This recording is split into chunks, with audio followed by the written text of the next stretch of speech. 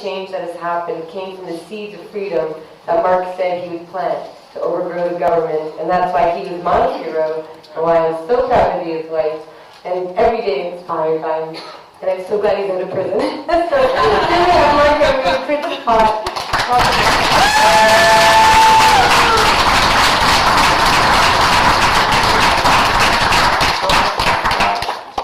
Actually, Jody's my favorite introducer because it comes from the heart, and it's such a nice thing to be reminded of how we met. You know, I just got out of a U.S. federal prison 6 months ago. You know, my experience must be better than most. See, I have this heroic self-image of myself that started when I read Ayn Rand back in 1979, The Fountainhead and Atlas Shrugged. And from that point forward, I thought, no, I'm going to do this. I'm going to live my own movie and do this thing for people. I want to smash the government. I want to stop all this intervention in people's individual rights. I want to end the drug war. I wanted to do so much. And I seriously and in earnest started being civilly disobedient, breaking the law. I became cynical in the 1980s that politics wasn't going to achieve anything. Well, there's so many things I want to talk about. A lot of great things happened to me while I was in prison. Actually, my whole prison experience, I've been arrested 28 times for marijuana and jailed 23 times for marijuana offenses. And none of them, by the way, include selling marijuana or even growing marijuana. Many of them are bizarre charges, like promoting vaporizers, giving away hash-free, selling seeds, selling bongs, just a variety of things that you wouldn't even think exist in the criminal code.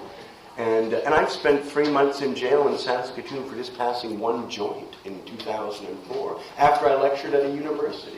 We just met afterwards and smoked some pot, and by the time we were done, a police officer came by and smelled all that smoke, and he said, "What's going on here?" And so we said, "We're just smoking a joint with Mr. Emery." And the cop said, Did Mr. Emery pass you a joint? That person said yes, and they immediately arrested me and put me in jail 5 days before I even got bail and a lawyer to get out. And this happened in Canada. And then I spent another 3-month sentence later on that year for passing that joint. So I've done a lot of time, perhaps more time than almost anybody else when you count the number of arrests, and I'm really happy about that.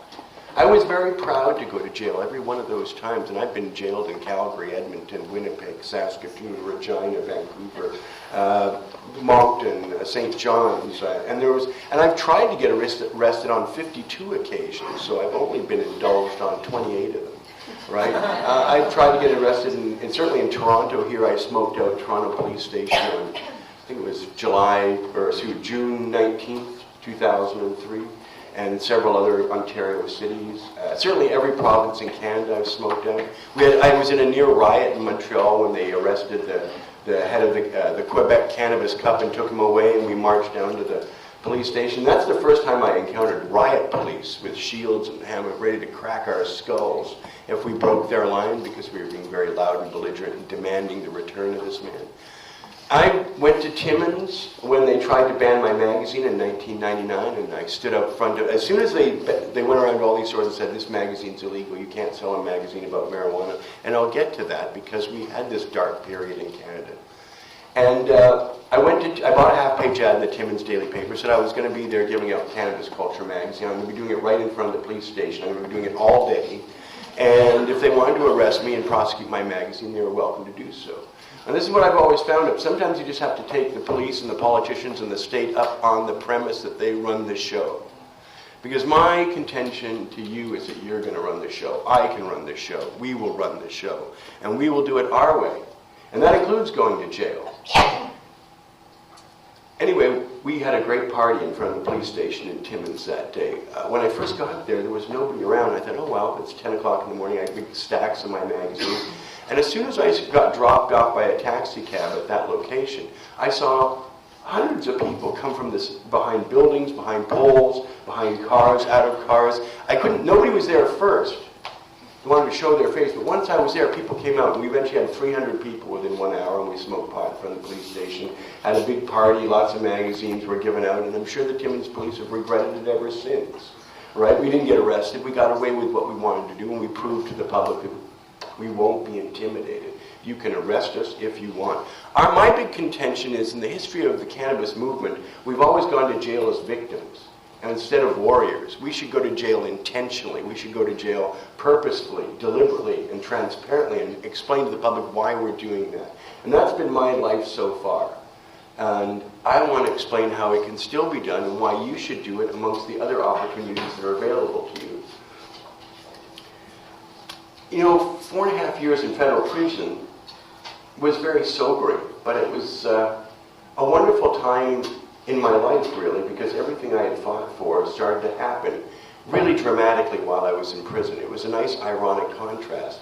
The happiest day of my whole prison experience, was when Colorado and Washington legalized, because that's the culmination, really, of our movement. Ever since then, it's been a beautiful, dramatic downhill slide. Things are happening rapidly.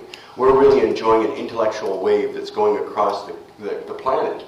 And oddly enough, not oddly enough, but thankfully enough, SSDP is one of the primary engines of this intellectual wave. I just toured Ireland, and Graham was my host there. And we went to 3 universities in Ireland. We went to Scotland, England universities. Aisha brought us to Manchester Metropolitan University, and I spoke there. And these were all SSDP events by and large. And there is a wave going over everywhere on this planet. Things are happening in amazing ways that weren't even imaginable 5 years ago, let alone when I started in 1990, when there was nothing. There was absolutely nothing. In 1990, just 25 years ago, there were no dispensaries. In fact, all books and magazines were banned about marijuana in Canada. In 1987, the Canadian government banned all books and magazines about marijuana, including Grow Your Own Stone. They had the warehouse raided and 5,000 copies seized. They banned High Times at the border and stopped it from being sold. There was absolutely no videos, no books, no magazines about marijuana legal or available anywhere. The government had intimidated with $100,000 fine, threats of $100,000 fine. They had put every head shop, as they were called back then, out of business. There were no bong shops. There were no bongs. There were no glass makers. There were no vaporizers. There were no newspaper articles about the benefits of medical marijuana. There were no legalization rallies in Canada. There isn't any record of a legalization rally happening in Canada from 1978 to 1993. Not a thing. There was never anything positive in newspapers about marijuana. Never. It was as prohibitionist an environment as you could imagine. If you could even imagine a democratic country like Canada banning books and magazines. And this went on for several years, and that was my first campaign, is when I went to find a book by Jack Herrera called The Emperor Wears No Clothes, which is the most important book in our movement and the most seminal book. It's old now, but in its day it was a revelation. And I went to bookshops in Canada, and I said, give this book, Emperor Wears No Clothes by Jack Herrera. It's about the hidden history of the marijuana people. And they said, no, we can't get that book in Canada. And I said, well, why? Because it's banned. And I'm a bookseller. I was a bookseller then, and I thought, banned? I was an antiquarian bookseller, but the idea that books were being banned in Canada seemed shocking to me. So my first campaign in 1990 that got me on this path that I'm on now was to find that ban, and I imported hundreds and hundreds of copies of Jack Herrera's book, The Emperor Wears No Clothes, and heaps of grow guides from all over America, and hundreds, up to about 50 back issues of High Times stacked up. And we put an ad in the London Free Press, my hometown paper, and I said, listen, I'm breaking this law. And by the way, this had worked for me before. I had done this to challenge the Sunday shopping ban that was existent in Ontario at the time. And we eventually overturned that ban, and I do so by breaking the law and getting charged a lot and getting a lot of publicity and making the law seem very foolish, and it was unpopular. So seizing upon public disdain for that law and breaking that law, we had that law overturned in 6 months. So I thought, well, that's good. And then the Ontario Provincial Police in 1990 banned a rap record by a black group from the United States called the Two Live Crew. And they banned it, and they went to all these record shops, and not a single record store would sell it. And I thought, wow, you guys make millions of dollars, but some cop comes by and says, don't sell this, and you just collapse like cards. It was amazing. So I said, I don't even sell these things, but I ordered several hundred copies from Detroit, brought it back to London, Ontario, bought another ad in a newspaper again, told everybody I was going to sell this illegal record. And this time the cops were the second people in the lineup, and they arrested me shortly later on that afternoon. I went to court, and by the way, in the Sunday shopping days, I lost those cases. I even went to jail. The judge said, no, you're guilty, and then they also dropped some charges. But the law was changed even though I was found guilty. It was because I was willing to challenge it and make a big public fuss about it and point out its absurdities and its injustices. And that was enough to get the public conscience aroused to the degree that they abolished that law shortly after. Well, I also lost that case with the Two Live crew, too. I was actually found obscene, and to this day, I'm the only person in Canada convicted of distributing an obscene record, right? And that's not even included, by the way, in my 28 arrests or 51 attempts to be arrested. I only account the cannabis ones, but I have done other things that led to that. And so I lost that case, but it was so absurd because instead of playing that record in the courtroom, which is usually required to determine an obscene item, you have to play it in the courtroom at least once. The judge said, no, I'll listen to it personally. And but what happened is the prosecutor would read the lyrics. And he was a very straight guy. And when he got the lyrics and he started reading them, me so horny, me love you long time, right? It was so absurd that the court was howling in laughter, and the judge would bang the gavel, and he'd say, this is not a laughing matter, but my contention was, it's clearly a laughing matter. If something were genuinely obscene, people wouldn't laugh at it. People don't laugh at dead bodies, they don't laugh at violence, they don't laugh. Marijuana, in fact, is the only crime that I've ever heard of where everybody makes fun of it and laughs at it. Headlines are always puns. Something goes up in smoke, another pot, this sort of thing. People are always giggling about whenever someone's busted for pot or marijuana's in the news, right? Because people know it shouldn't be a crime. No one laughs about rape or burglary or violence or domestic disputes or anything like that. People don't joke about that kind of crime. But they all joke about marijuana. So when I did the Two Live Crew and everybody was laughing in the courtroom, the judge had to call it to order and clear the courtroom 3 or 4 times. And when he came back, it was clear to everybody, including all the news media, that this was not obscene. This was just a ridiculous persecution. But nonetheless, the judge listened to it and he says, well, I found it obscene. And since we live in London, Ontario, and not some black inner city ghetto, it's not relevant here. It's not your story, Marc Emery, and it's not anybody relevant to London, Ontario. But this shows you how things have changed. They would never say this today. But so I was found guilty of that, but the police have never tried to ban any music or any record in Canada ever again. So again, I lost in court, but won in the area where it counts, in the court of public opinion and actually changing the law. Now, this was all before the internet. And I started my campaign of civil disobedience with books and magazines. And it took us about 5 years to overturn that ban. And that made books and magazines legal when Judge J. Ellen MacDonald made them overturn the government's law in 1995 and allowed books and magazines to again enter the country and be published in Canada. And how that happened, I was selling and distributing High Times magazine and trying to break this ban and get attacked. But what got us arrested and in court was when my friend Umberto Arafita of Normal told me, Mark, they're putting narcs in high schools and they're busting all these guys by putting a cute undercover police officer in high schools and then going around asking for weed. And he says, well, you know how it is. Every guy's going to try and find weed for a pretty woman who asks for it. I mean, even if you don't smoke pot. And so what happened is 52 young men are charged, all trying to sell weed to this one undercover cop. And that is so outrageous and egregious and counterproductive to try and ruin the lives of 52 people in an entrapment scheme. That's how sort of sordid and sleazy the police were back in those days. And they would do things like that to ruin young people's lives with no public safety benefit whatsoever, right? And so we gave out pamphlets out in front to those high school students, and it was one that's quite common. It says, know your rights. And we were telling them what rights they had. And the police arrested us for giving out illicit drug literature, because that's the law was under. And by the way, your first offense for giving out illicit drug literature that tells the truth about marijuana, whether it was Jack Herrera's book or these little pamphlets from Normal we were giving out, the thing is, it didn't matter if it was true. It was $100,000, up to $100,000 fine for giving out information about marijuana. And by the way, for a second offense, it was $300,000. Now, that's when I really realized what the drug war was all about, real early. It's not about the drugs. They don't care about the drugs. It's about the truth of the drugs. Because to possess pot is only a maximum of $2,000 fine, but to give out true information about marijuana was a $100,000 fine. and that they had a far greater interest in keeping information away from the Canadian citizen than they did marijuana, because marijuana was everywhere. But you couldn't get one single book about marijuana. So as far as the government was concerned, this is a very successful campaign. Yeah, they can smoke their pot, and we can, demonize them and make them cower and hide. Like I said, there were no rallies to legalize pot in Canada for 15 years. Not one. They had so thoroughly intimidated the population into cowardice, into quietude, into secrecy and hiding. You know that Peter Tosh song, he says we're tired of smoking and hiding. Like, that's what we did in Canada.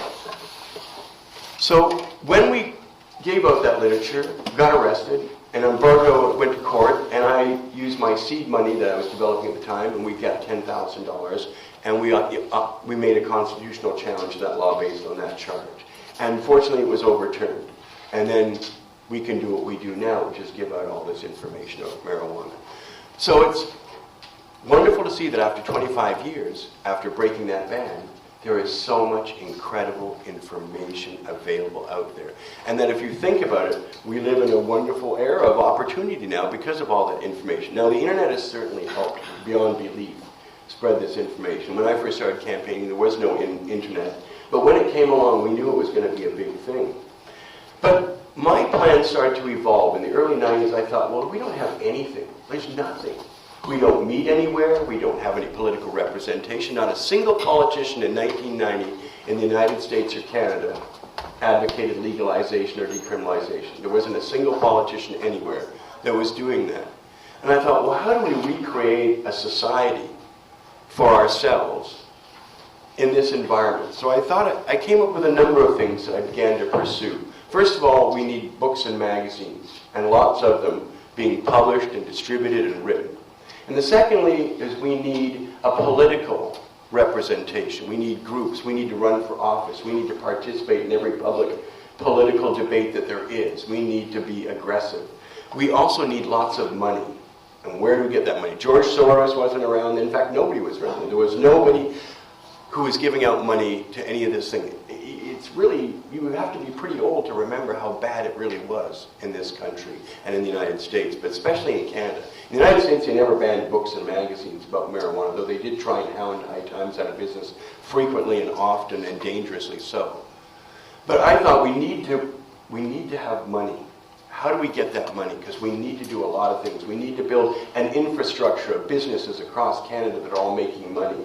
We need to accelerate the speed by which people grow marijuana, because I came up with that phrase, overgrow the government. Plant the seeds of freedom, overgrow the government. Because I thought, maybe it's possible that I could sell enough seeds in North America and we could plant enough marijuana that all the marijuana that gets destroyed in 1 year by thousands and thousands of police officers, I could completely negate.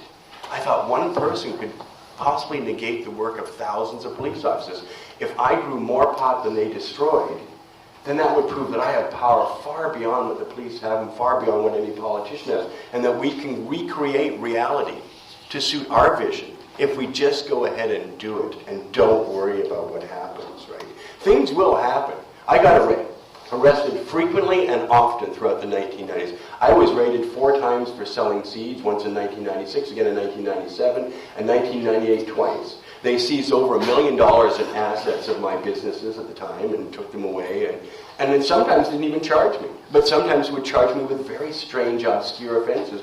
And even though I would get only a $2,000, $3,000 fine, they took $500,000 worth of stuff away and didn't give it back. So they were hoping to destroy me economically, leave me with all these bills and all this headaches and stuff like that, and try and damage me. But it never did. In fact, I remember after our first raid, the key thing is never let them look like you're intimidated. So after I got raided once and they really tried to ravage our businesses and take all our inventory and assets, and by now, again, I'm going to move around because so much happened in this period, but one of the things I published in 1995 was how you can open your own hemp store and start a hemp revolution in your community.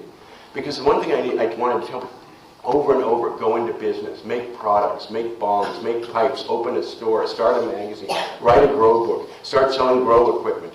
And in fact, that's what happened. In Canada, after I put out a pamphlet, How to Open Your Own Store and Start That Hemp Retail Revolution, 60 shops opened up in Canada where none existed all across the country. And they started promoting the same things we did. They had our literature, they had books and magazines, and they had a very political. I said, listen, we'll survive as a culture if we politicize ourselves. We just can't be a bunch of tokers, smokers, and stoners.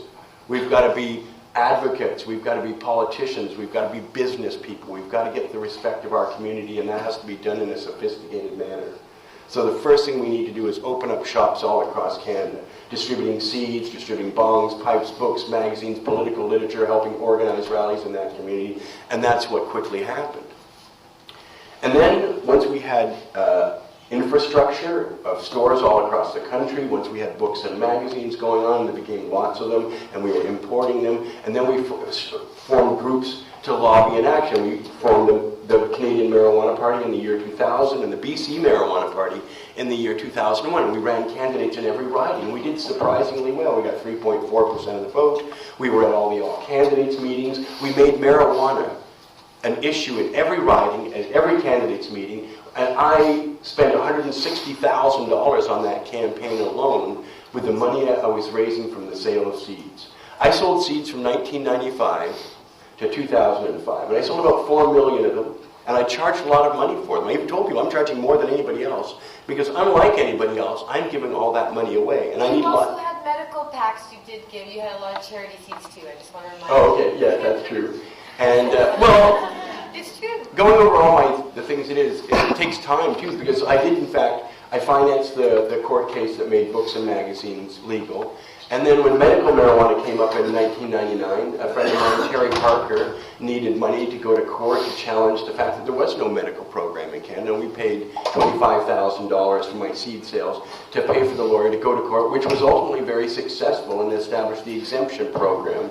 That is what the MMAR and MMPR has come from. And later on, we financed the Hitzig case with Alan Young doing both cases too. So I'm proud to say we financed those early medical marijuana cases that, in fact, established the medical marijuana program that we've discussed so thoroughly today.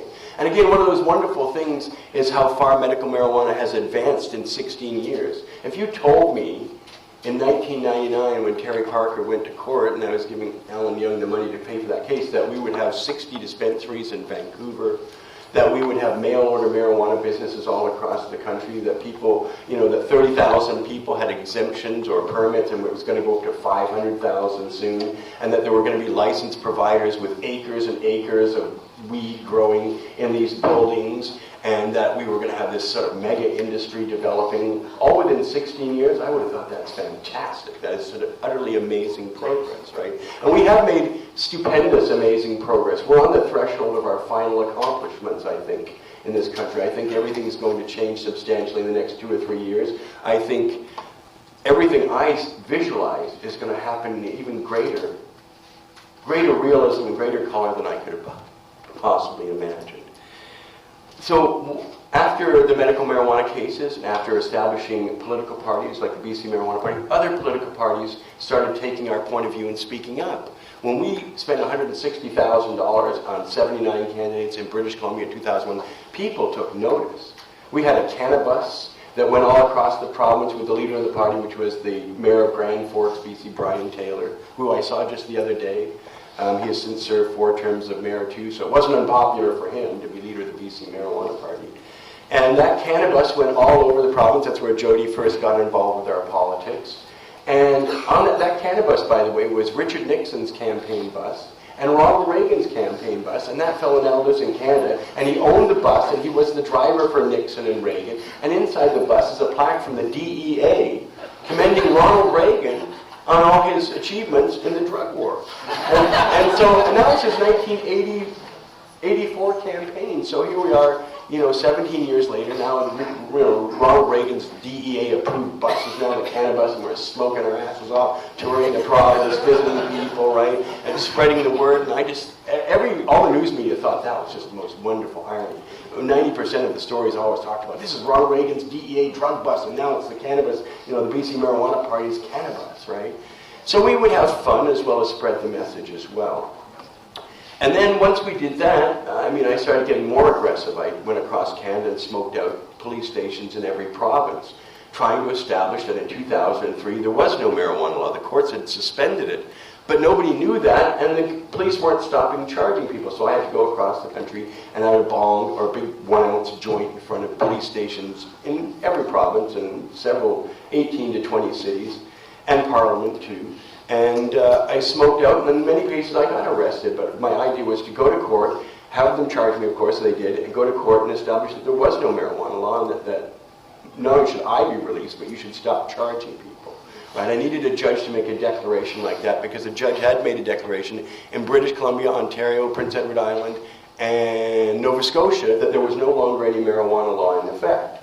And yet the other provinces were still charging people. So I went all across Canada to let people know, because the newspapers covered it quite substantially, that there was no marijuana law and that we should all meet down here at the police station. You should all join me and smoke up. This always aggravated police, because, you know, I would always encourage hundreds of people to come down, and what often aggravates them more than anything is if you're arrogant in their face. And this does come to be a problem for me when I'm finally arrested, and the big one in 2005, because the DEA just couldn't stand it. Amongst many things I've done, and I hope I can recall them, was when John Walters, the drug czar, saw that Vancouver not only had Insight, a safe injection site, and it was very successful, our safe injection site in Vancouver.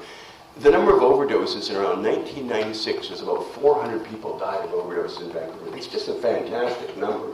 400 people killing themselves unnecessarily because of bad product, bad heroin. And what they don't tell you also, because I also have I started a drug addiction clinic where I treated people with ibogaine hydrochloride, and I spent about $250,000 of my own money on that.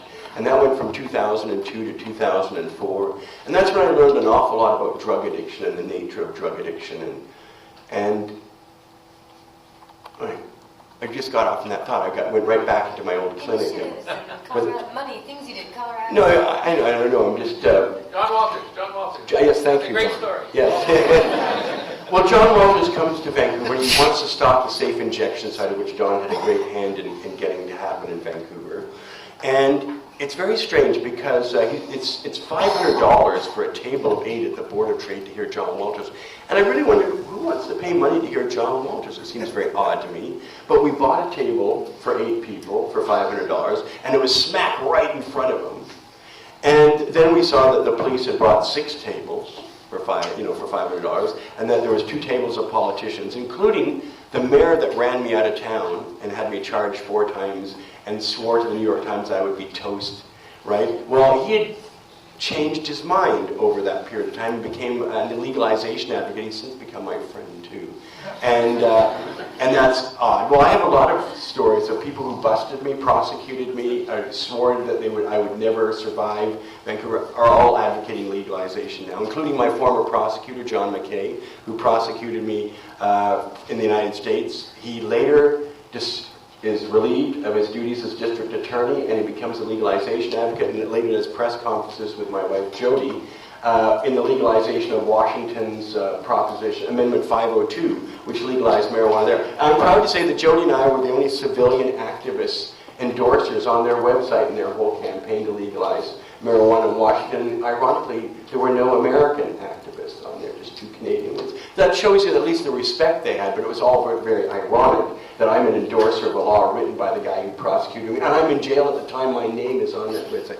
And I'll tell you another thing. The guy who used to bust me in 2000 to 2003, Kashi, the head of the drug squad in Vancouver, he later became a legalization advocate, and now he works for medical marijuana companies doing their security, right? And in fact, Mike Harcourt, who was Premier of British Columbia and had many people prosecuted, is now also in charge of a medical marijuana company, as is Ernie Eves, a former Ontario Premier that prosecuted thousands of people as head of government, right? So there are many rich ironies, but when you're winning the war, there will be. You know, because it's so sweet when people who were once our enemies come over and join us. I find there's nothing sweeter than that. I look back with great fondness all the people that tried to arrest me, tried to bust me, tried to ruin me, and then only to see them fail in that effort and then come over to our side. There is nothing sweeter than that. And so, over my time of civil disobedience...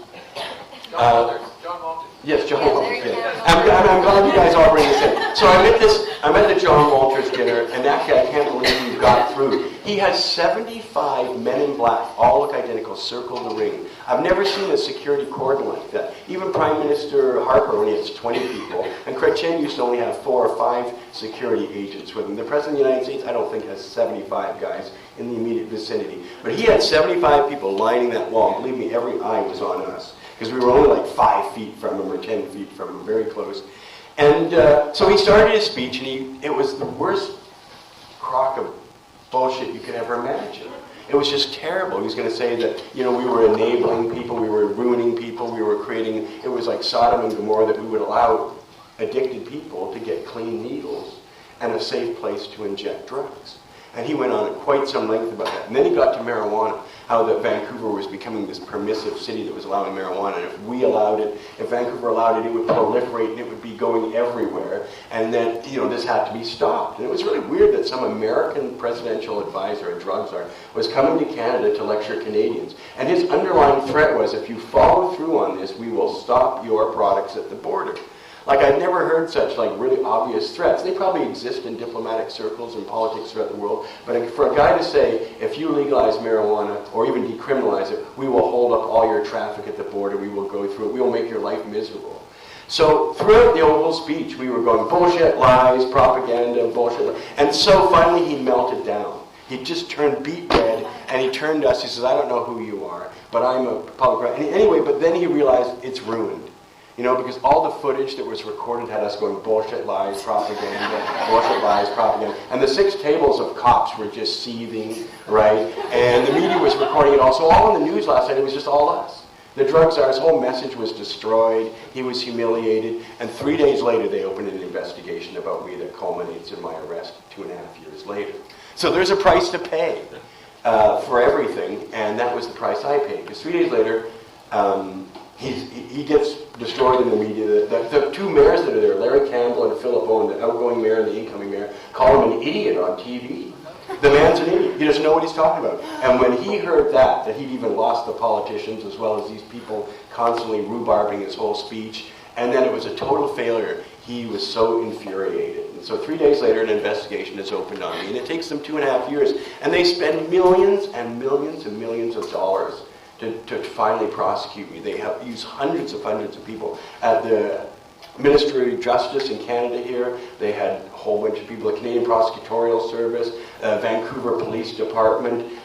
When Jody we did a Freedom of Information request and got all the information about their case against me, they used hundreds of field agents. A DE agent in every state ordered seeds from me.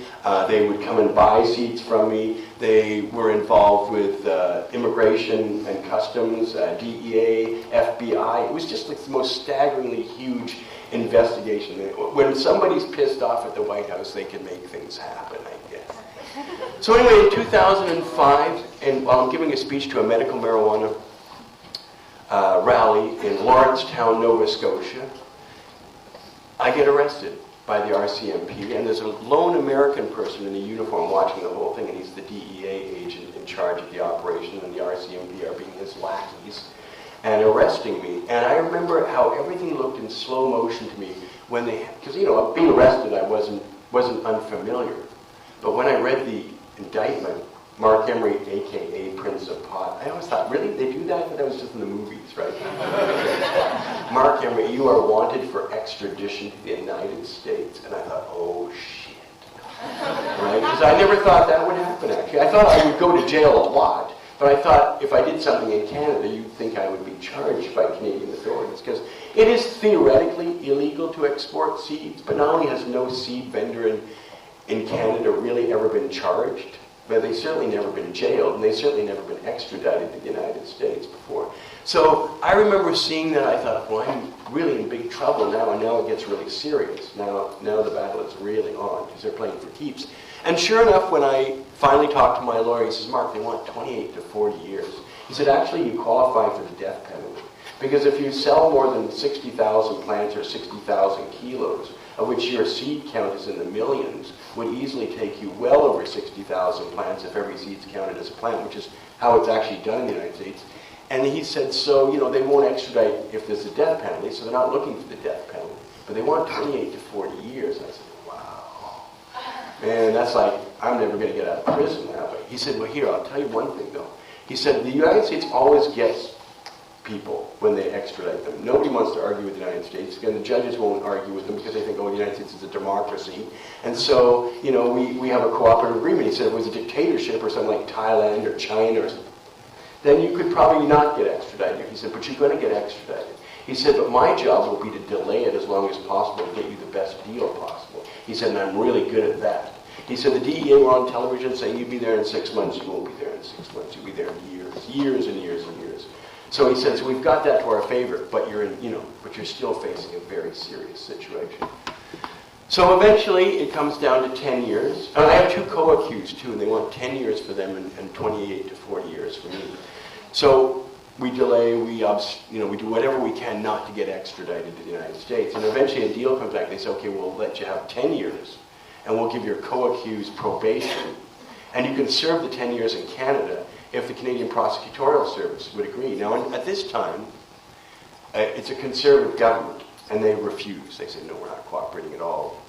We want Emery gone. This is a theme that will come up later on numerous times by the conservative government when I apply for a treaty transfer to come back to Canada under the law, and they not only refuse to deal with it, but they demonize me. 5 members of Parliament of the Conservative Party get up in Parliament and actually say bad things about me and my wife Jody, just because of our legalization activities and where we stand. So I've never heard of a Canadian private citizen get demonized by members of Parliament before, but it's happened to me very recently in the last year. Where was I? 10-year deal.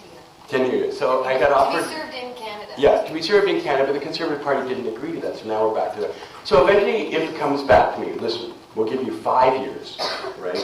Just accept this deal, 5 years, and we'll give you a co-accused probation. They don't have to go to jail, they don't have to do anything, and you get 5 years. But that's the best deal you're going to get, and if you don't take it, we're going back to the original 28 to 40.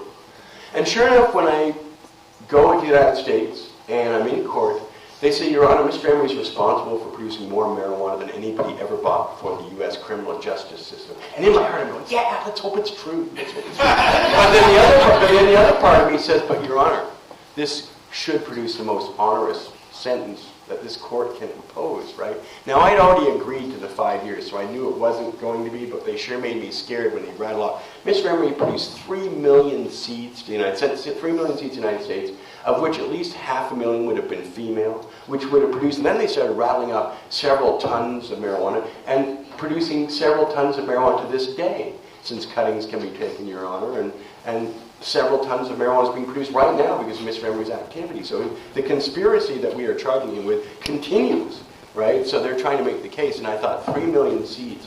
And I thought to myself, man, if that's 1.5 million plants, and then people take cuttings and produce millions of plants from those plants every year, then I'm probably responsible for 10 to 12 million plants, and I'm thinking that's just incredible tonnage, just fabulous quantities. And in fact, when you go over the statistics, you find that, in fact, I probably did produce more marijuana than they destroyed in Canada and the United States at the exact same time. So my feeling has always been you individual, yes, you, can undo the damage of thousands of police officers if you're so determined. You can undo all the intent of politicians if you're so determined. Everything the establishment wanted to do in 1990 has been shattered. Almost. We're almost there where we're destroying every prohibitionist wet dream that was reality in 1990 has almost been destroyed. And in fact, it's so unrecognizable. I'm so delighted that my work at least inspired and influenced so many things to happen. Medical marijuana, I'm proud to say I helped finance that. The book and literature ban, which is so fundamental to our movement and to our challenge to the status quo. And going across the country financing lawyers. I mean, when we put together a list of all the things my money did, it was pretty phenomenal. And some of them I'll tell you about. I gave $20,000 to start the signature gathering drive in Colorado in the year 2000 to get medical marijuana. And after they got my $20,000, they were able to collect other money. And we got enough signatures, and now medical marijuana became a fact.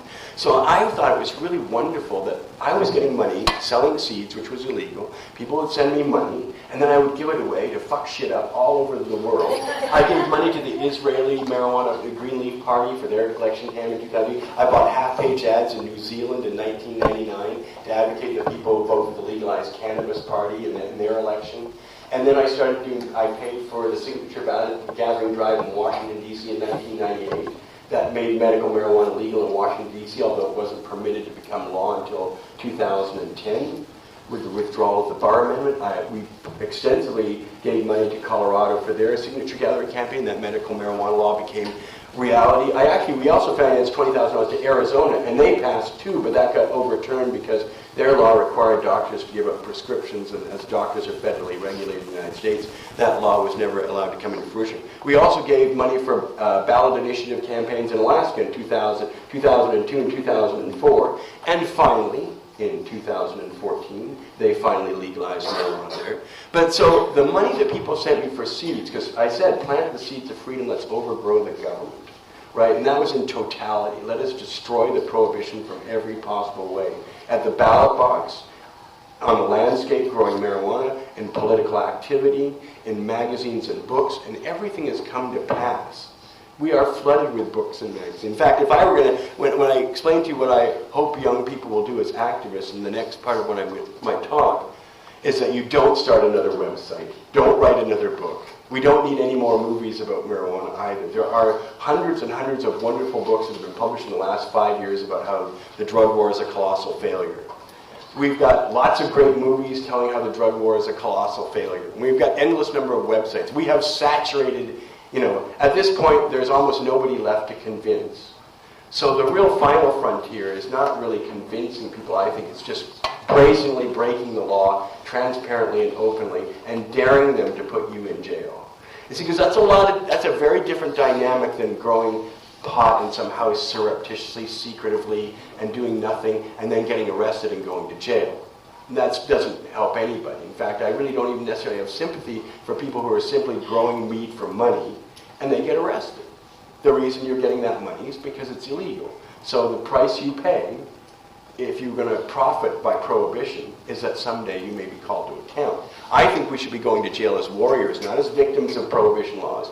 And there's so much that can be done still, civil disobedience. I would say if I were going to tell people to do 3 things, I would say break the law, transparently and openly, or get involved in political activity seriously, like CSSDP I consider political activity, or get involved in commercial activity towards legalization. Those 3 things are open and they're available, and anybody can do them. I'm quite convinced anybody can get into business. I'm quite convinced anybody can get into politics, and I'm quite convinced anybody can civilly break the law and make a tremendous point. And I'm quite sure you won't go to jail for long. The days of going to jail 3 months for 1 joint are over. That is not happening anymore. Not if you're not if you're shit. Really? That's still going on in Canada? Yeah. Oh, really? Well, tell me. Let me take it. What do you know about it? Not everybody's a white man. Yes. This one failed to lose the right to jail for I got arrested for that shit. I get deported. Not everybody has the same fucking privilege. So I mean, yeah, we can go there as warriors, but that's not the experience of most people. If you're a person of color, if you're a woman, if you're queer, we're not the same. So that's great that you can do that. I'm proud of you for doing that. I'm happy you're doing that, but what? we can't do that. It's not all of us can do that. So there's other stuff that we can do. Why, if you're And I wouldn't a shame woman people or who go a to parent jail or for queer, something. why wouldn't you go to jail out of civil Because disobedience? our laws Because not everybody's able to. Yeah. Sorry, we don't have the same kind of social privilege. What social privilege is there involved in going to jail? And not being in jail for a long time. I just was jailed for a There's long time. social privilege involved in going to Canadian jail as opposed to an alternative. Well, I've been in American and Canadian jails, and let me tell you, they're grotty and unpleasant. But so what? I mean, you either believe in something and you're willing to put your life down for it, or you're not. That's all I'm saying. But to me, it's worked for me. Okay, I've been, like I said, I don't know where you were during my talk, but I've been arrested 28 times, and it's always unpleasant. Every time when I went across Canada on my summer of legalization tour, I threw up just before I went outside to break the law. I wasn't taking it frivolously. I was deeply sick every day I did it because I knew that I could end up in jail. And many times they tried to deny me bail too, like when I got arrested in Winnipeg. But you could pay bail. Well, actually, though, it doesn't matter what you could pay. It still took me 5 days just to get bail in Saskatoon. And Some people might not have ever been able to get bail. We got Michelle Rainey out of jail with money from our magazine, Canada's Culture, rented debt, and stopped printing. Mark owes $300,000 to Revenue Canada for the money he gave to the movement. He had $11 in his bank account with the DEA investigating and saying he gave everything away. He worked hard, and sure, he used his privilege as a white male, but it was to help everyone else who was not a white man. And that's great, but that doesn't work for everybody. And not everybody has But to go to it actually, jail. Not everybody has to. historically, though, it has worked. When Martin Luther King went to jail, it worked. He went to jail because of civil rights movement, not for fucking weed. This is civil rights. He went You can't equate marijuana and why Martin Luther King. You want to throw kids in prison with this parents here from the law? We're not. Shame on you. Parallel in that. Hey guys, we're gonna have a question and answer period. So if everyone can just let Mark finish his talk, and then we can definitely engage in this conversation. But you know, like the other night, you know, we want our speakers to be able to, you know, get their story out there, and then. I appreciate the fact that for everybody else, but yeah, I don't actually mind it because you know, in the last 50 years, over 34 million people have been arrested for marijuana around the world. 34 million people. There is no Holocaust around like that. That's gone on for 50 years. We've had horrible incidents in human history in Cambodia and places around the world, but they generally only last 5, 10 years at the most. We're talking 34 million people arrested over 50 years. And by the way, about 4 million of those people went to jail, and some of them, millions of them, for significant lengths of time. And they were all colors and all kinds of people. They were mothers, they were dark, they were white. I'm not really sure I understand the point, but if you believe in something really strongly, you'll go to jail for it, and you'll be proud to go to jail for it. And that's my point, is that I don't regret going to jail for it. I met people in those jails. When I was in Saskatoon Correctional, I was pretty well the only white guy there. Everybody else was native. Well, I spent a lot of time with those guys. I went to their sweat lodge every week. I was the only white guy in that tent. And I listened to them, and they spoke to me. And actually, a lot of them had very sad stories to tell. From the reservation up in L'Orange or places around Saskatchewan, because Saskatchewan is 25% native. And I really found I had far more epiphanies. I cried in that prison. Right, and unfortunately everywhere I've gone, even though it's uncool for a prisoner to cry, usually it's like totally not cool, they always made exemptions for me because they said, Mark, we know you're a sensitive person, right? And we know that you shouldn't really be here, and that we know you're here for these reasons, and we appreciate that. And they would tell me their story, and I would blog about these natives every day, and where they came from, what happened to them, and how their life was going, right? So I've met all the marginalized people in jail, because you know, when I was in the United States, there was no kingpins in that jail. 60% of the guys were black. 1 out of every 8 of those black guys, and they're all in for drugs pretty well, but 1 out of 8 was serving life imprisonment without parole for drugs. Like fantastic, huge sentences. And there were white guys in there with this thing, like in prison it gets very caste-like. The blacks who were there for drugs were largely there for crack cocaine. The whites who were there were largely methamphetamine, and they got huge sentences too, 20, 30 years. And so it was kind of like a little caste system. Then the weed people kind of straddled all the different groups, and they got anywhere from 5 to 15 to 20 years. Some Mexican people who were smuggling got 32 years, like just fantastic. I know a lot of this because I used to do their clemency appeals in the court. Like Obama's Attorney General has announced that they're going to kick out 5,000 to 10,000 people who've already served at least 10 years on a 20 years or more drug sentence. So all of a sudden it became worthwhile for all these guys who've been in forever to start applying for their clemency, and they would come to me and I would help them do those paperwork, because that was what I did a lot of times in prison, is help people do their paperwork or what have you. Like the one prison I went to, which was an immigrant prison, 98% of everybody was Hispanic. And I was one of the few English-speaking people there, and all the paperwork has to be done in English, so any complaint they wanted to make, anything they needed, they would come to an English speaker, and I would try and translate it and put it in paper for them and do that sort of thing. So sometimes it's good to have white privilege, because you can help others with it, right? I mean, that's really what I've done my whole life. I've sacrificed a lot and enjoyed doing it, which doesn't really make it a sacrifice if I enjoy doing it. But suffice to say, I gave away every cent we ever made. I gave away $5 million from 1995 to 2005, and I gave it to compassion clubs run by men and women. I gave it to all sorts of incredible minority vested groups. I financed a lot of medical marijuana dispensaries and compassion, like grants, donations, ballot initiatives, political things. I had a drug addiction clinic for 2 years that I paid the entire cost of. I treated 65 people, many of whom were women or natives or minorities. And I was able to hear their stories. I lived with those drug addicts. For 2 years, I would be in the next room beside them. They were all hardcore addicts to methamphetamine, cocaine, heroin, morphine. I didn't really treat people who had alcohol addiction problems or tobacco problems. I destructed these people because their lifestyles were so self-destructive that they were burning all their bridges, they were getting arrested, they had no friends, so they really needed help. So this was a process by which I would administer a wonderful plant-derived substance called ibogaine hydrochloride. It comes from the iboga plant. And the one thing I found, I knew because I treated I have 4 adopted children, and one of them became a heroin addict after he left home. So I remember treating him, and I had such tremendous success with him, getting him to stop his addiction, to stop his withdrawals, to stop his cravings, that I opened this clinic and I would invite people from around North America to come, and I will pay for everything and I'll treat you. And I would ask them their story. This is what I learned, though, about addiction. It's still one of the most profound things, and you will find it controversial. But I found that every explanation for why people are a drug addicted or substance dependent is not really quite accurate. And that's where Carl Hart and I disagreed. He said it was more social. I think it's more paternal. And of the 65 people I treated, 59 of those people, men and women, did not have their biological father in their life for all or part of their childhood. And this was a phenomenon that kept coming up, this alienation, this rejection, this abandonment, this self-loathing that came from not being loved and not being acknowledged by the biological father.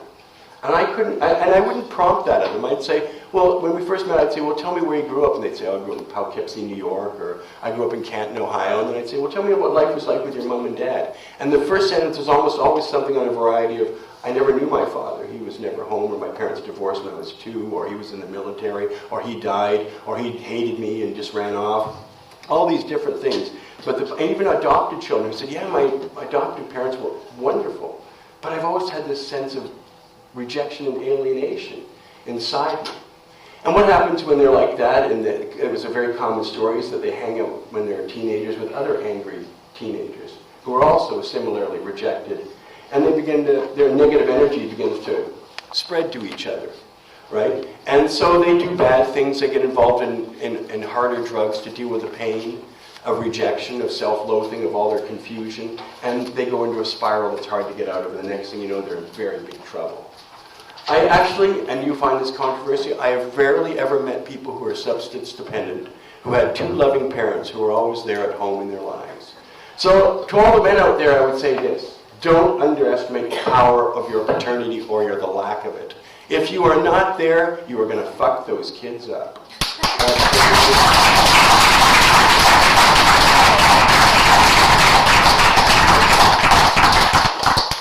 And so that was one of the great things I did with that $5 million. I opened only for the simple reason that I had sympathy for them, and I was curious. Why are you a drug addict? Because I did have two loving parents, and I have absolutely no sense of rejection or alienation. I've never had it in my life. And it's probably my parents' love for me, even though they didn't necessarily understand me.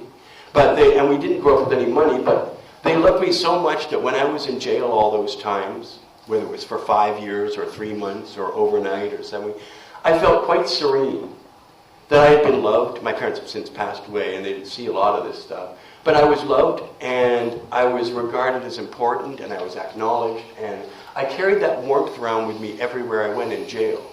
I would definitely say if you're a secure person, you should civilly break the law. Now, Lisa tells me that we're at our time for our Q&A, and I did want to add a few other things, but I will take questions. Is that I never got around to telling you all the different things you can do to break the law. And there's a lot, but I guess I can tell you that in the Q&A or publicly. But I really believe in civil disobedience. I think that you can be a proud warrior that goes to jail for a purpose. And you probably won't go to jail. Civil disobedience usually makes the judge think, they want to go to jail. I'm not going to give them that. Right? So they tend to not want to send you to jail. And they also acknowledge that if you have a political point, then they're very reluctant to send you to jail because they want that to be out there in the larger realm of public opinion. They want people to discuss it. They want a mandate. That's why judges refuse to sentence people to these mandatory minimums. Judges are saying, we're not going to do that. I'm not doing that. They're not doing it for a variety of offenses in Canadian law. Judges are rebelling against the Harper government. They're rebelling against prohibition. And the public is in support of an end to prohibition. So, it's not all drugs. 60 to 70% of the Canadian public want to legalize marijuana, but only 10 to 12% want to legalize all the other drugs. And that's why marijuana is so important. Because when you legalize marijuana, that's about 80% of the drug war right there. When you legalize marijuana, we are able to show people, see what happens if we have a regulated civil environment without criminal prohibitions? It's all going to work out great. We need that there to demonstrate to them that it worked fine for marijuana. So let's do that for cocaine or LSD or mushrooms. It can be phased, and there are a lot of drugs that people take recreationally that pose very little harm, MDMA and magic mushrooms amongst them. We could try and attempt to legalize those next after we've done pot. But pot has political support. Pot has the numbers. It has the economic benefits. It's popular, and it's harmless. So that's why when people say, why marijuana before other drugs? All those reasons. It's politically saleable, it's popular, it's safe, it would make a great first thing to end prohibition on, and then we go to the other things. And commercially, I've always encouraged people to go into business. Make what you love pay. If you love marijuana advocacy, drug advocacy, there are all sorts of avenues by which people can do that and have a business and make money doing it. Because when you make money and are self-sufficient, you can be a benefit to the community. You can give money, you can sponsor things, you can get things done. You can show you're a good example to the rest of our community by saying, I'm not just a stoner, I'm not just a drug user, I am a business person who believes in the power of these substances and the power to do good without prohibition. And then you can do political activity. The one thing that our people do not do is they do not vote. By and large, people who want to legalize marijuana do not vote because we've been lied to so often they're cynical and jaded about it. But that is a very bad mistake to make.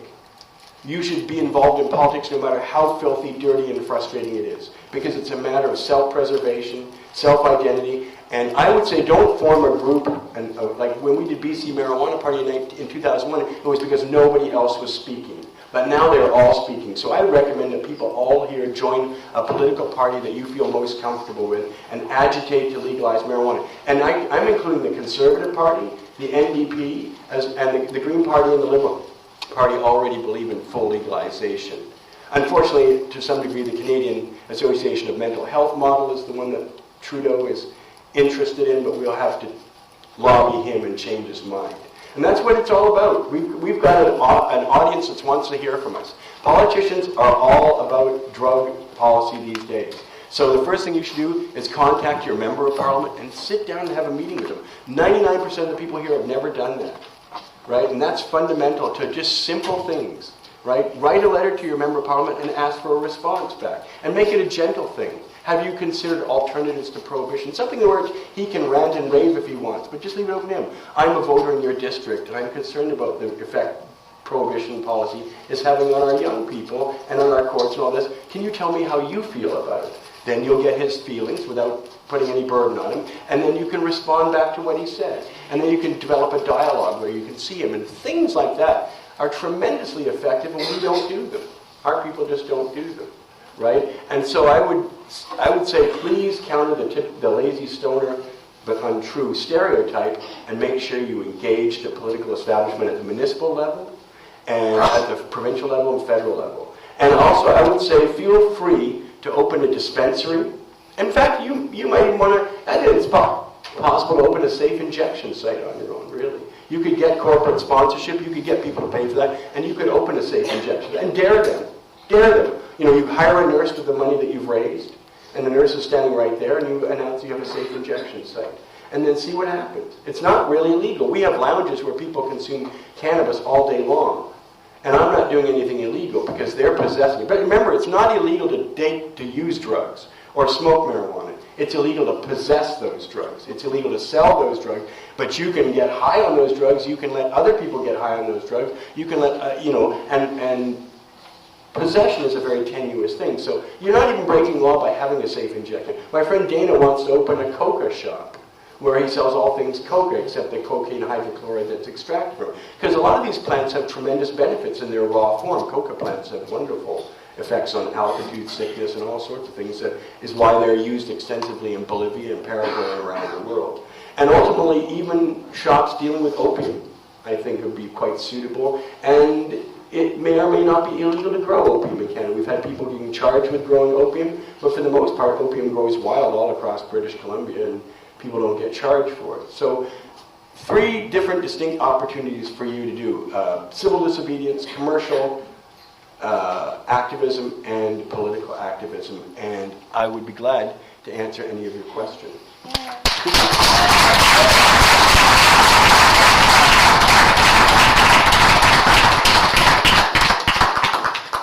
By the way, Karen Tandy and the Attorney General of the United States called me one of the top 50 most wanted drug trafficking targets in the world after my arrest. And the #1 drug trafficking target in all of Canada. And so my lawyer in court brought it, bigger than Hell's Angels, Your Honor, bigger than the Kun Sa, who's listed after Mr. Emery. Mr. Emery selling seeds is more dangerous than all these, right? So you can really get on their radar and get their attention if you're dramatic. Thank you, Mark, for that incredibly inspiring keynote. I also want to thank the audience for bringing up that not everyone is equally impacted by drug policy, and I'm sure we'll get into that into the Q&A. Also, personally, I want to thank Cannabis Culture. I grew up with cannabis culture as a teenager. You guys inspired me. Your motto of outgrowing the government is definitely something I aspire to, so thank you for inspiring our generation. We're so close to change. Most of all, I want to thank Crop King Seeds, which is our sponsor for Mark at this talk. So we are so grateful for Crop King Seeds for bringing Mark and Jody Emery to our conference. They actually are, as a company, they created the world's first marijuana commercial on television. So to counter the commercial that we watched before, made by the federal government with our tax dollars, we're just going to play this short commercial before we go to Q&A.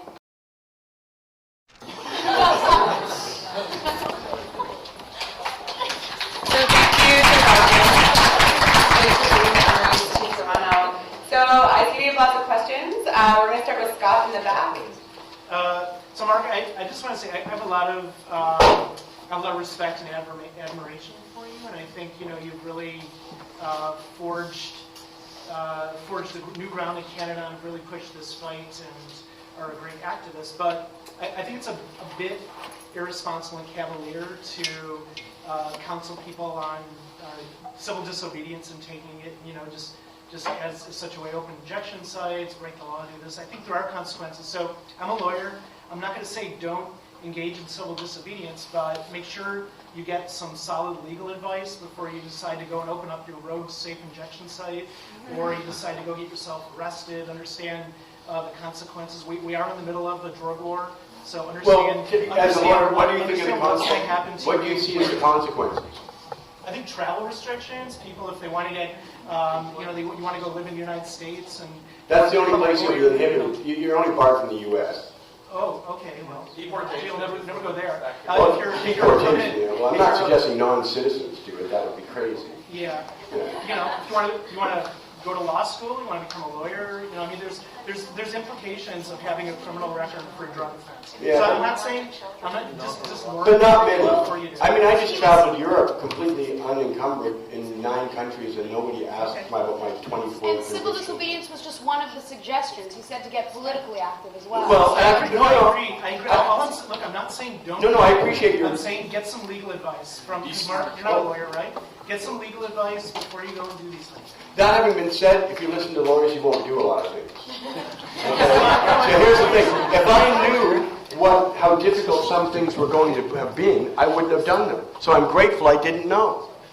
So I'm not saying ignorance is bliss, but sometimes you can plan yourself out of doing something that needs to be done. if you know too much information. Because, yeah, lawyers will tell you don't do it, you're breaking the law, there's consequences. I don't No. think lawyers say don't do it. Yeah, No. the legal advice would... Lawyers would say don't do it because they're obligated to tell you don't break the law, right? No, they're not. They'll say, you know what, this is what happens if you do it, and these are the consequences. I'm not going But that part you don't know. You don't know what the consequences are. You know what the consequences might be, could be. Right. But I mean, I've got more convictions than any other person in Canada by the last 50 years for drugs, right? And I'm not, yes, okay, I can't go to the United States, but that's because I sold 3 million seeds to them, right? I mean, yes, there is blowback to breaking the law, but you have to be sure in your conscience that that's something you want to do, that's a risk you want to take. After all, I have a heroic self-image of myself, and I've enjoyed all the adversity I've ever encountered. And we didn't even get to talk about some of the things I know. We put out 75 issues of Cannabis Culture magazine for 15 years. We were the first internet cannabis site. We were the first video website in the world when we came out in 2000. Video didn't exist on the web then. So, you know, we did a tremendous amount of stuff. And I'm not suggesting that people can do a tremendous amount of stuff, but you can do an awful lot as one individual to undermine the drug war and make a reputation for yourself and stick true to your principles. I think opening private safe injection sites as a matter of public health are brilliant because the establishment is still waiting for the government to approve them. They're gutless. I'm telling you, with one safe injection site in Canada, in Vancouver, that shows a dereliction of responsibility from the public health officials who should just go ahead and do it anyway. Forget what make the federal government close them down. Have a confrontation with them. There's still no law being broken. Can you think of a law being broken if you have a safe injection site? Yeah, I think there are laws broken. Well, name one. Well, you need an exemption. I mean, you're not necessarily breaking the law, but you're putting There you people go. who use it. Putting the people at risk of. At what? You've got a nurse there and they'd be injecting heroin anyway, and you're telling the public that with donations you've gotten from sponsors, you have a registered nurse there and there's a safe injection site with clean needles. Okay, so, and you're not breaking any law that I know. I'm not saying don't do it. It's a tactic, but understand that the police will come. They will shut it down. And They may or may not shut it down. That you have to find that out. That's where you challenge them. They may not come at all.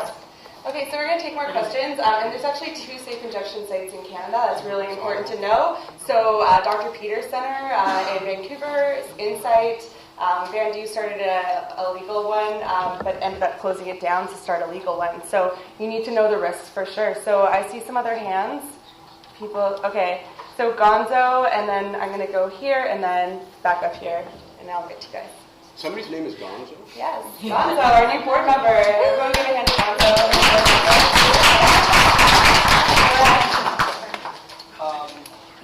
Yeah, not to dwell too long, but I am really interested in the analysis of privilege that was brought up here. Do you honestly think that I'll phrase it a different way. I personally don't think that your trajectory would have been the same had you been a young black man. But I don't see any black people here. So who are you talking to? Okay, a black woman, but I look out and I see white people of similar privilege. So go ahead and get yourself arrested. Mark.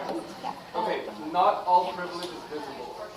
So I think that what you mentioned about having a really loving family and parents, that creates something that we call resilience in people, that they're then able to go through difficult experiences without having them impact them psychologically. Right. So the fact that you were able to be arrested 23 times and be here is 28.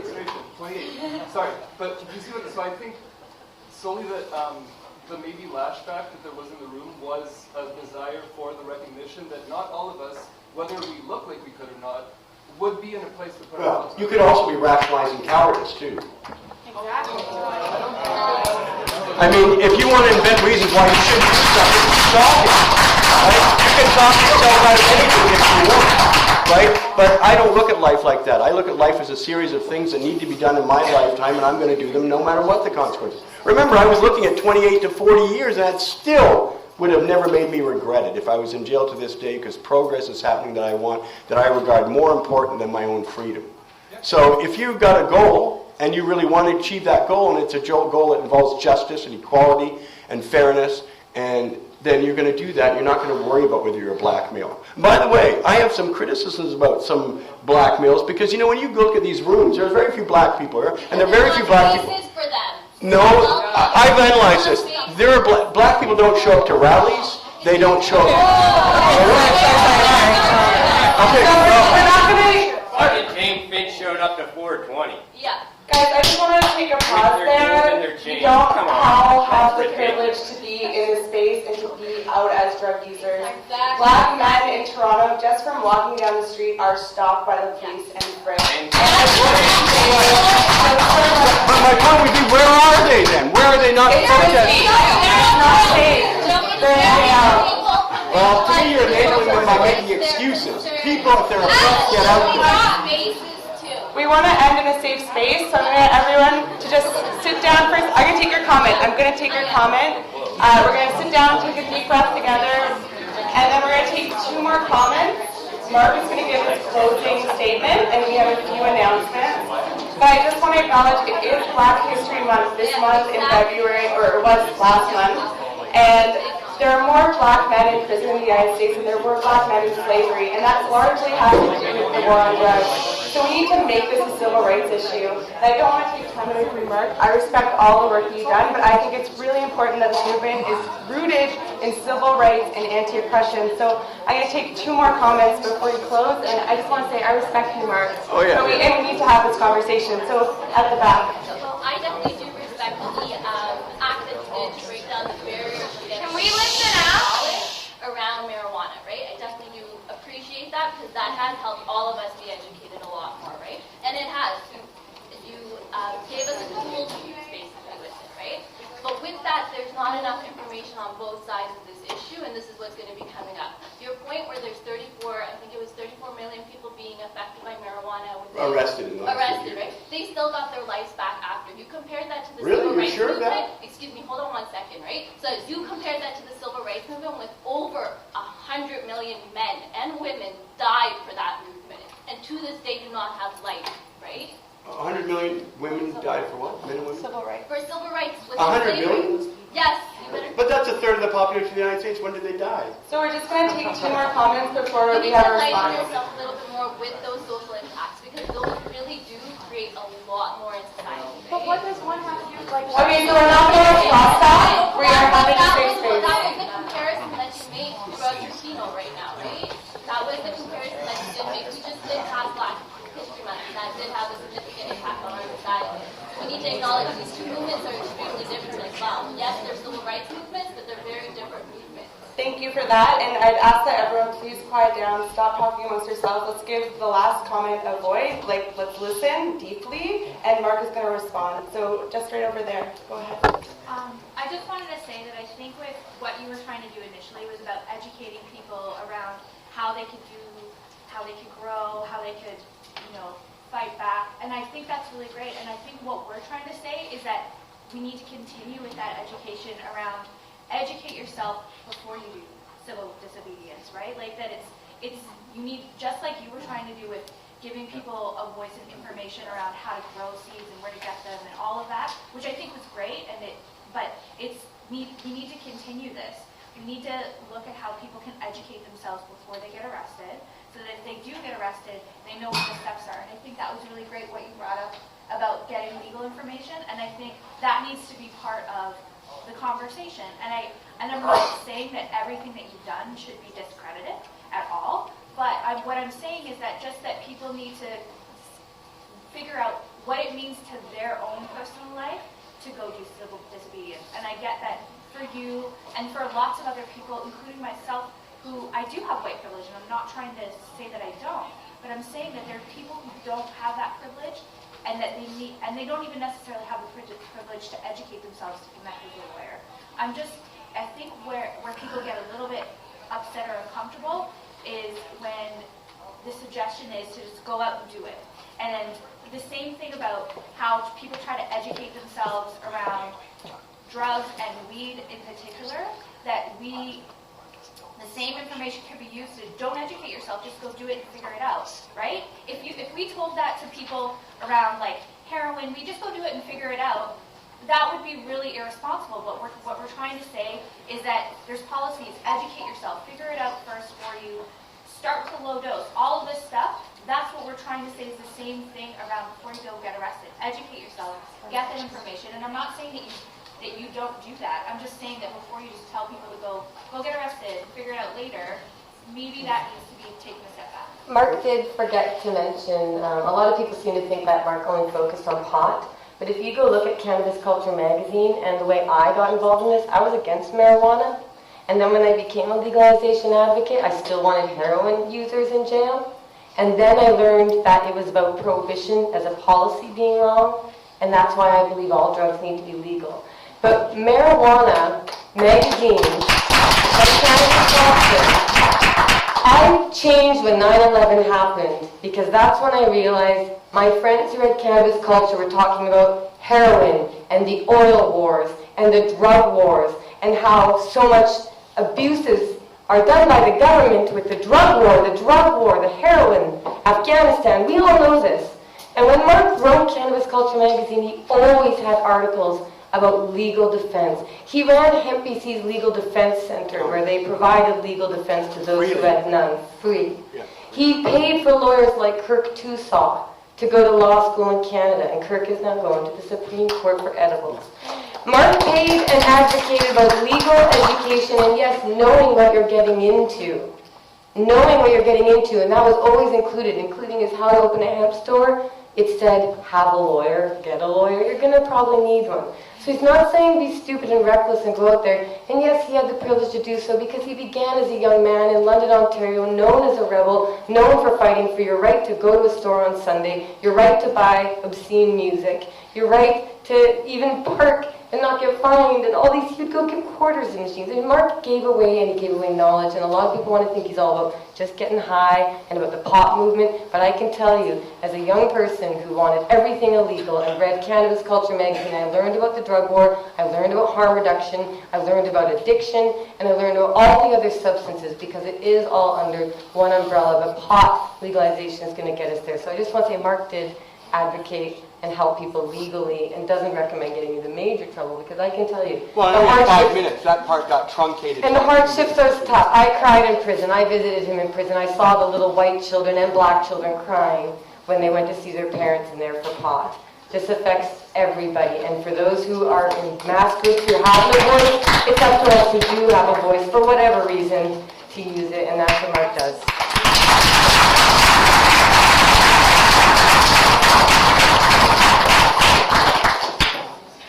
Well, in summary, I certainly stand by those things. I think no matter what color you are, or gender, or orientation, that there are so many good historical examples of people who stood up for what they believed in and challenged the law. The bottom line is you can challenge it in a lot of ways, like by joining SSDP. But to me, the most rapid way we made progress in this country was by breaking the law. All the dispensaries in Vancouver are illegal, but they're there. You know, all the books and magazines that we read today were illegal, but now they're there. The medical marijuana we didn't have was illegal, but now it's available. And they're always done by breaking the law. None of this happened because... Well, none of these things that we take for granted here happened because the politicians wanted to do it, or for that matter, because they were lobbied by a group like SSDP. They were all done by people breaking the law. Dispensaries, medical marijuana, books and magazines, everything is there because someone broke the law and pioneered the way for you. And in many cases, that person was me. Right? So, whatever privilege you think you might say I have, it's worked out great for you. Thank you very much.